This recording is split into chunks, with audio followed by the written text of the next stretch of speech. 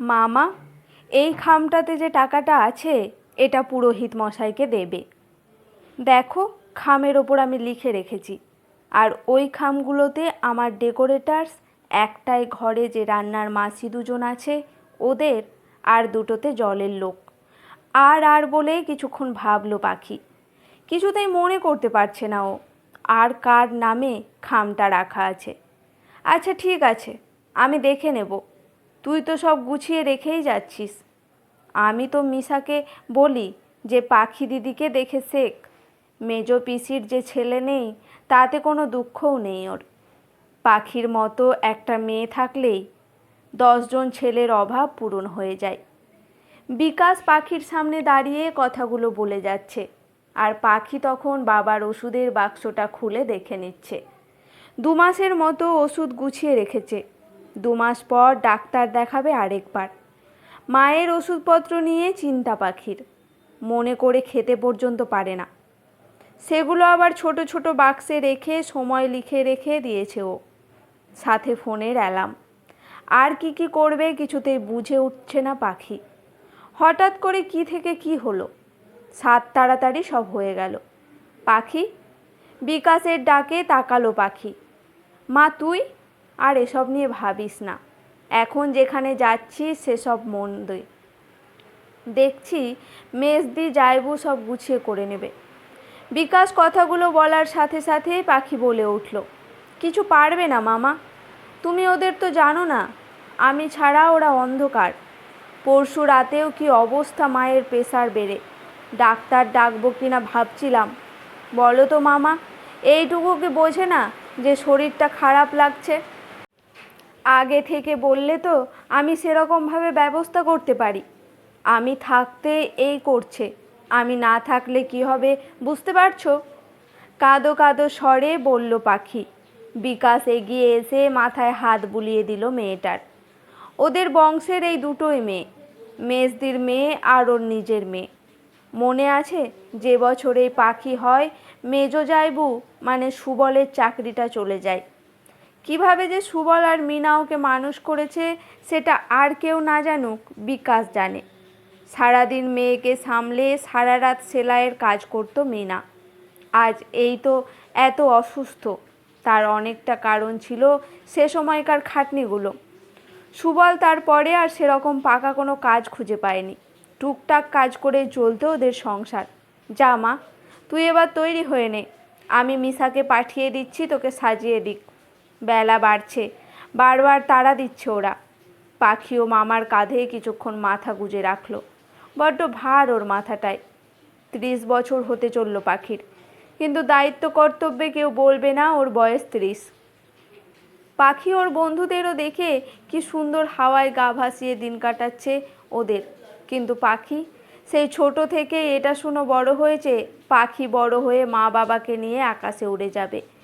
একটু বড় হতে শুনেছে পাখি মা বড় হলে বাবা রোজ মাংস খাবে।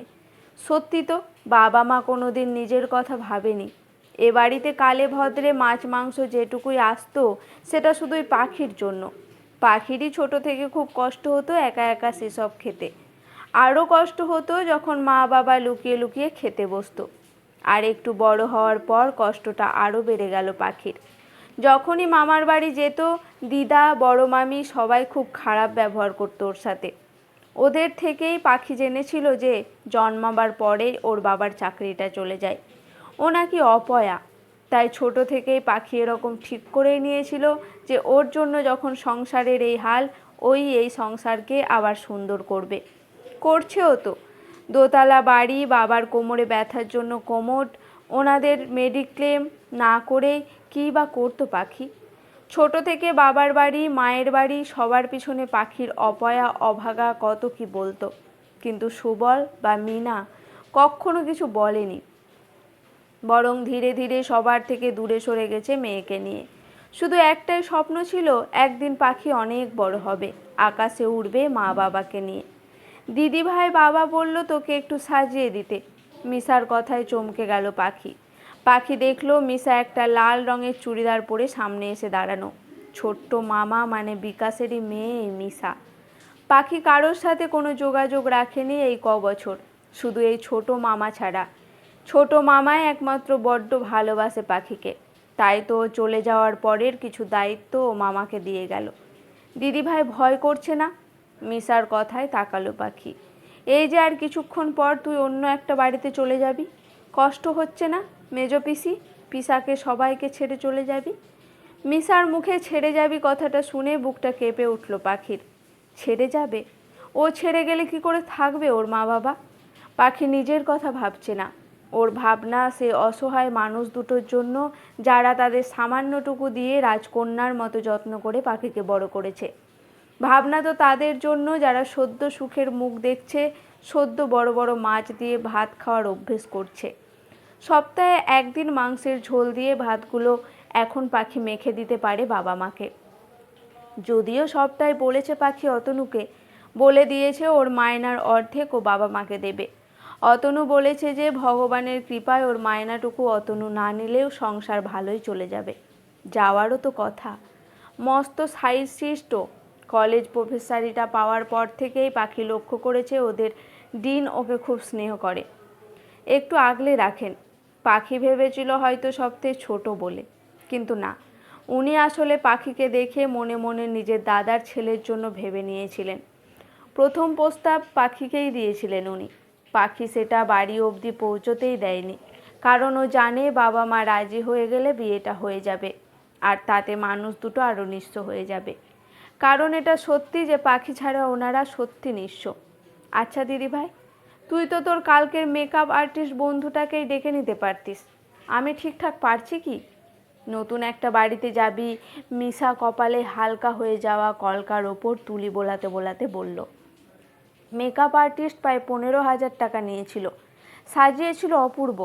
খাওয়া দাওয়া সাজানো সব আয়োজন এলাহি ব্যাপার ছিল। প্রায় 700 লোকের আয়োজন করেছিল পাখি। শুধু বাবা মায়ের মুখের দিকে তাকিয়েই করেছিল ও। ডিএন স্যার যখন সরাসরি সুবলের কাছে মেয়ের বিয়ের প্রস্তাব নিয়ে আসেন, সুবল আনন্দে কেঁদে ফেলেছিল। কত না করলো পাখি। ওর ইচ্ছে ছিল না বিয়েটা করার, নতুন করে আরেকটা সংসার করার। কারণ পাখি জেনে এসেছিল ছোট থেকেই যে এটাই ওর সংসার, আর এই সংসার ওর জন্মের পর ছারখার হয়ে গেছে। তাই এটাকে গুছিয়ে দেওয়ার দায়িত্ব ওর। এটা গোছাতে গিয়ে সবার কাছে প্রমাণ করতে গিয়ে পাখি খুব ক্লান্ত। আরেকটা নতুন সংসার করার মতো মানসিক জোর আর নেই। মিশা না করার সাথে সাথে শুরু হলো মায়ের কান্নাকাটি। মা, তুই অনেক কিছু করেছিস আমাদের জন্য। আমাদের শেষ ইচ্ছে এটাই যে খুব ধুমধাম করে প্রচুর লোকজন নিয়ে তোর বিয়ে হোক। যারা এতদিন তোকে অপয়া বলেছিল সবাইকে আমি নিজে গিয়ে নেমন্তন্ন করে আসব। এসে দেখে যাক অপয়া মেয়েটা কী করতে পারে।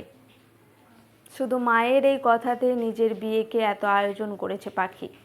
নে দেখ, ভালো লাগছে? মিশা আয়না ধরল পাখির সামনে। পাখি এই প্রথম সিঁদুর পরে নিজেকে দেখল। কত বদল হয়ে গেছে ওর মুখ। খারাপ লাগছে না? এর আগে রূপার বিয়েতে দেখেছে পাখি সিঁদুর পরার আগে একরকম ছিল, আর সিঁদুর কপালে পড়তেই পুরো রূপটাই বদলে গেছিল ওর। পাখির ছোট্টবেলার বন্ধু রূপা। শুধু সেই দিনটাই খুব ইচ্ছে করছিল পাখির সিঁদুর পরে একবার নিজেকে দেখতে, কিন্তু সেই দিনটাই তারপর আর কখনো মনে হয়নি। কী রে বল, ঠিক আছে? কালকের সাজের ওপরেই বুলিয়ে দিলাম, তাও অতনুদা অবাক হয়ে যাবে, এত সুন্দর লাগছে। মিশার কথায় হেসে ফেলল পাখি। সাথে সাথে হৈ হৈ করে ঢুকলো বড় মামি, ছোট পিসি, মেজো জেঠি। এদের সবাইকে ত্যাগ করেছিল সুবল আর মিনা, কারণ এদের সবার চোখে পাখি ছিল অপয়া। পাখি মা হলো তোর? তোর শ্বশুর তো পাগল হয়ে যাচ্ছে বউ নিয়ে যাবে বলে। বড় মামির কথায় তাকালো পাখি। এই মানুষটাকে দেখে কেউ বলবে যে এক সময় এই সবচেয়ে বেশি অপয়ার তকমা লাগিয়েছিল পাখির গায়ে? পাখি কিছু বলার আগেই মিশা বলল, বম্মা দেখো তো কেমন লাগছে দিদিভাইকে। সুমিতা দেবী এসে জড়িয়ে ধরল পাখিকে। তারপর পাখির কপালে ঠোঁট ছুঁয়ে বলল, মেয়েটাকে লক্ষ্মী প্রতিমার মতো লাগছে, লক্ষ্মী মা আমার। পাখির কোথাও মনে হচ্ছে বড় মামি ওর ক্ষমা চাইল। মা ঠিক বলতো যে সবাই ঠিক সবার ভুল বুঝতে পারবে। পাখিও মামিকে জড়িয়ে ধরল। চল মা, নিচে চল, মা বাবাকে বলে এবার বেরিয়ে পড়। দূরটাও তো কম নয়। ছোট পিসি এসে হাত ধরে নিয়ে চলল পাখিকে। পাখি একবার ঘরটাকে দেখলো, তারপর চোখ বুলিয়ে নিল মায়ের নেবুলাইজিং মেশিনটার দিকে। প্রেসার মাপার মেশিনটার দিকে, বাবার ওষুধের বাক্সগুলোর দিকে। থার্মোমিটার, ফ্লাক্স সব চোখের সামনে, তাও মনটা ছটপট করছে পাখির। পিসির হাত ধরে নিচে নামতে সিঁড়ির মুখে বাবার সাথে দেখা। সুবল হাউ হাউ করে কেঁদে ফেললেন। জন্ম থেকেই নিঃস্ব বাবাকে কখনো কাঁদতে দেখেনি পাখি, তাই বাবার কান্নায় একটু অসহায় লাগলো। বাবার মুখটা ধরে বলল, বাবা কেঁদো না, খাওয়া দাওয়া আমার সাজগোজ সব পেমেন্ট হয়ে গেছে। তুমি মামাকে দেখিয়ে দিতে বললে, তাই বাকিদেরটা সব খামে রেখে গেছি, আর ওষুধ হরলিক্স সব গোছানো। ফোনের রিচার্জ যেভাবে শিখিয়ে দিয়েছি করে নেবে, মায়ের যত্ন নেবে, আমি আসছি। কথাগুলো বলে বাবাকে বাচ্চাদের মতো আদর করে এগিয়ে গেল পাখি। সবার মনে একটাই কথা উকি মারছে, একটা মেয়ে সারা জীবন এ বাড়িতে বড় হলো, থাকলো, অথচ বাড়ি ছাড়ার সময় এক ফোঁটা চোখের জল নেই।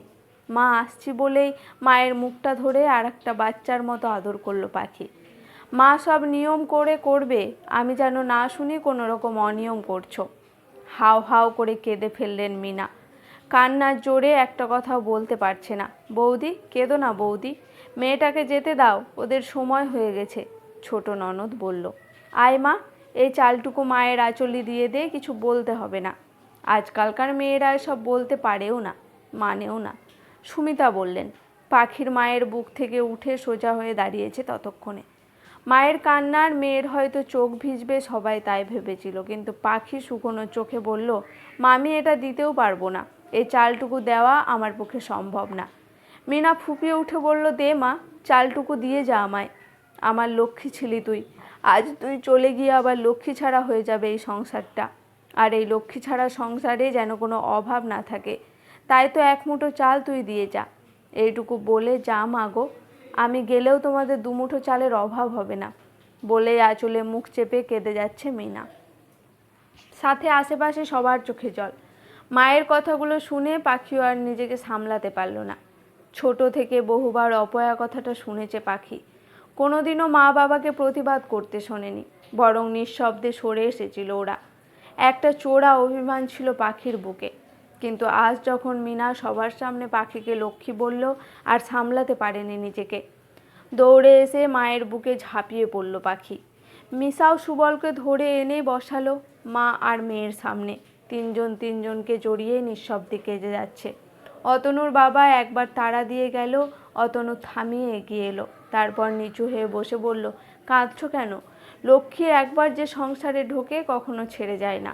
পাখি মুখ তুলে একবার অতনুকে দেখলো, এই প্রথম বরের রূপে